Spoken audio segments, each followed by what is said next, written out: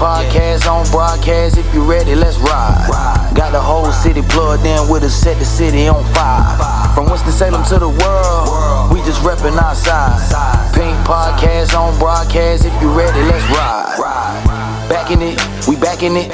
MizzFaith, what's happening? Bobbie Bugatti, what's cracking it? We really do it, no accident. Pushing community management, diversity, advocates, active in the city, tapping in.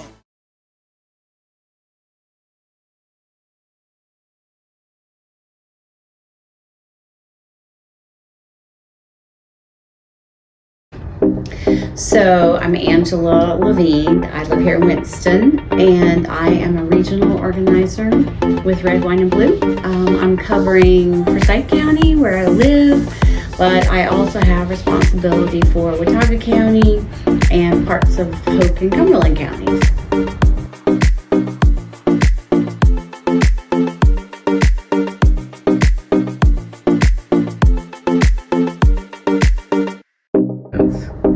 So Red, Wine, and Blue started with suburban women who really is the target audience for us, just coming together in their living rooms, on their back porches, talking, sometimes with a glass of wine, sometimes with a cup of coffee or something else. And through these social interactions, a lot of activism and advocacy was born. You know, people started talking about what they cared about, what these women cared about, and through that, they started talking about what can we do about these issues we care about. And so Red, Wine, and Blue really exists to mobilize the diversity of suburban women across the country.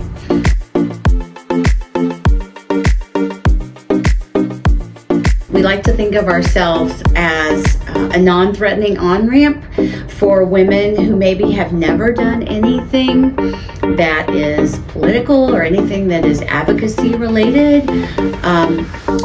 Some people have never sent an email to an elected representative. They've never attended a public meeting like city council or school board, or made a public comment, or they don't really have any idea about how to advocate for the issues that they care about. And so we try to educate, equip, and empower women to do this within their own communities.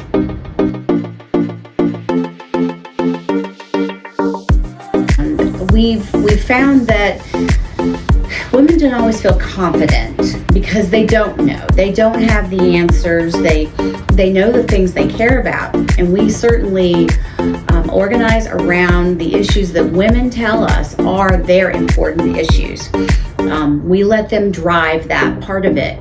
But we basically try to help them connect to educational information on these issues so that they can be really informed and know how to do advocacy, as well as know how to have conversations with other people about the issues they care about. Some of the things women care about, these are issues that are not easy conversations. When you start thinking about fighting extremism in public schools, gun violence, reproductive freedom, discrimination of different kinds, it can be challenging to have a conversation with a neighbor or a friend or someone you go to church with about something like this that you care about. So if we can help give them the words and the encouragement and just some of the tools to have those conversations, it becomes a lot easier to find common ground. And once you can find common ground with someone on an issue, then you can say, let's go advocate on this issue we care about. Let's go vote.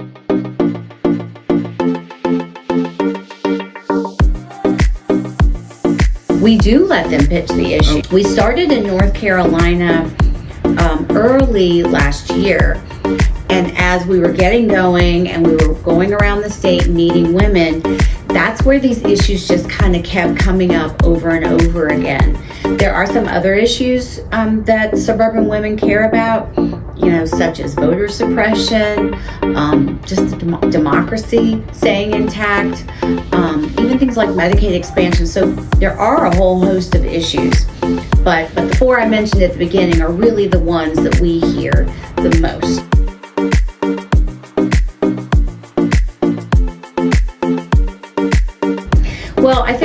2018, when it was really just an Ohio-based organization, women in the suburbs really were kind of crying out for some education and information so that they could be advocates and they could create some of the change they wanted to see in their communities. And after the 2020 election, Red, Wine, and Blue had seen the impact that it made. So that's when it decided we're going to go nationwide.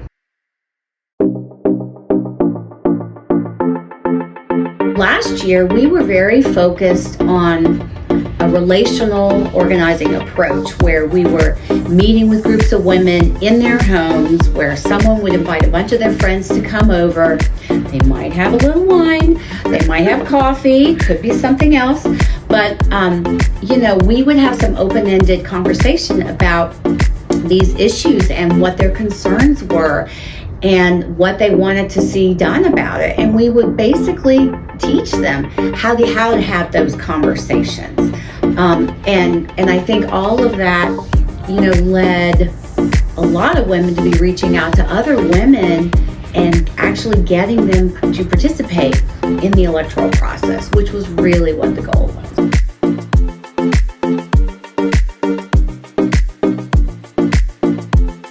What we've found is there are some groups, honestly, of younger people than myself that are doing a great job working with those age groups. We have had some of those folks involved with us, and we certainly welcome them, just like we would welcome urban women and rural women, But we found that the suburbs are really sort of the area that is kind of up for grabs with politicians from both sides of the aisle.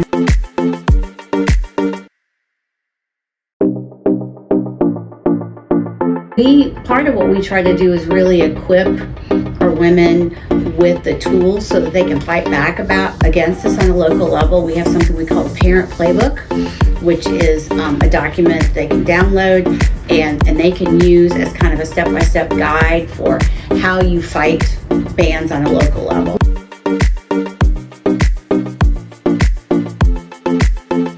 So our website address is redwine.blue. Very easy to remember. And then we have our national Facebook group, but we also have a North Carolina Facebook group that is Red, Wine, and Blue North Carolina. So if you just search that in Facebook, you should come across it. We have a national presence on Instagram and Twitter and TikTok and kind of all the places.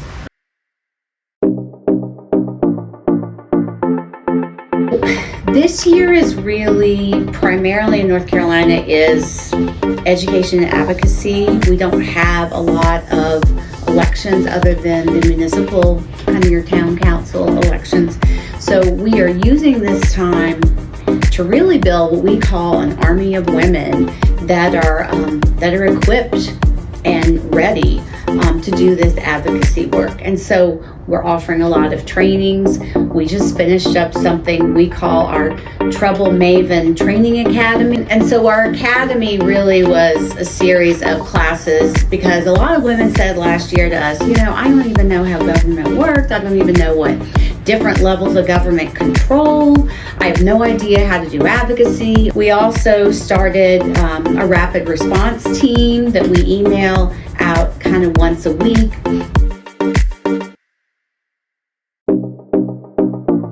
The rapid response team gives women the opportunity to advocate on the issues they care about because we have relationships with a lot of different coalition partners that are very hyper-focused on some of these key issues.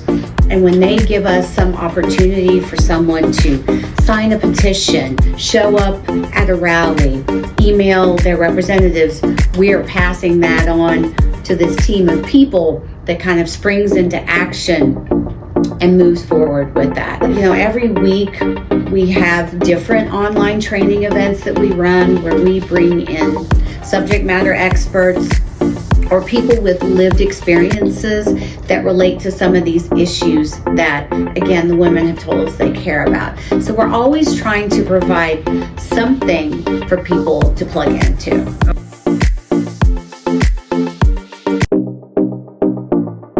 I mean, some of the states where we are functioning in, they actually do have important elections this fall. We're also just getting ready to open up ground operations in Virginia. Virginia has really big state level races this year. So people will be working towards, mobilizing folks to participate in those elections. And then next year, of course, is a really big election year. So it's just important that we connect with as many women as possible and that they are really equipped and educated so they can get out there and have these conversations with people and really mobilize folks to actually go and participate in the elections and vote for good candidates. Vote for candidates that share their values and share their positions on the issues.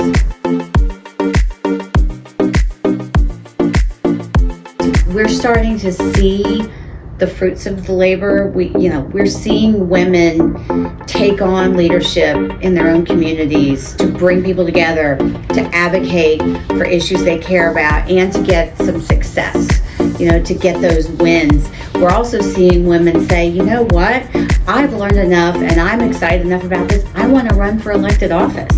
And that's a whole nother thing, right?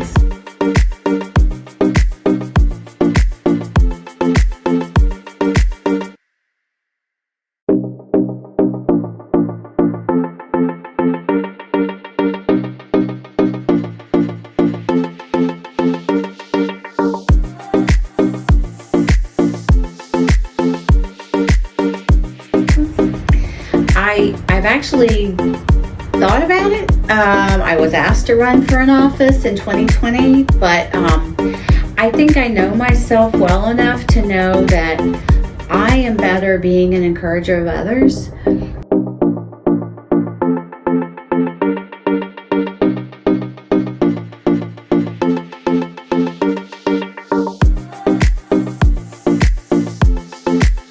I love beer. In fact, my husband and I love the process of discovering new beers. Oh my goodness. So we like to go to different breweries and sample and try new things, and it's like a scavenger hunt for us, trying to find the next new beer that we like. Wow, that's neat. I would have never known. Now I'll drink some wine, but I really love beer. So that's the fun fact, and not everybody knows that about me.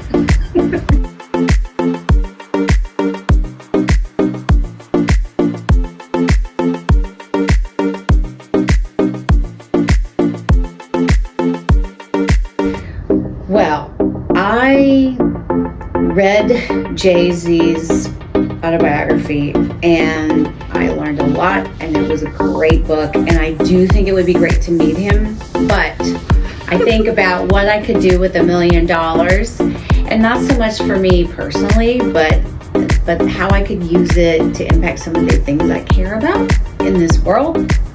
And so I think I'd have to take the $1 million. Okay.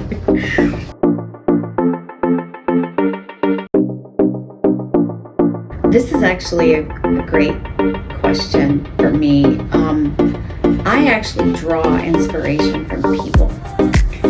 And what I mean by that is I see the power, I see the positive things that humanity is creating out here in the world, in our communities, and in their community if it's different than mine. And it is awe-inspiring, and it actually is what motivates and fuels me, because I see what people are doing with their lives. I see what the potential is, and that is something that keeps me going, especially when some of the news of the world and of our communities is not always positive. It's not always uplifting.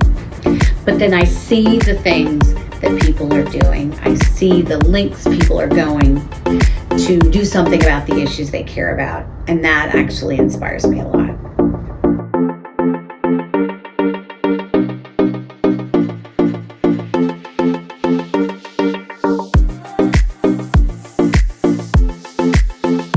So our website is redwine.blue, and we have a presence on pretty much all the social media platforms.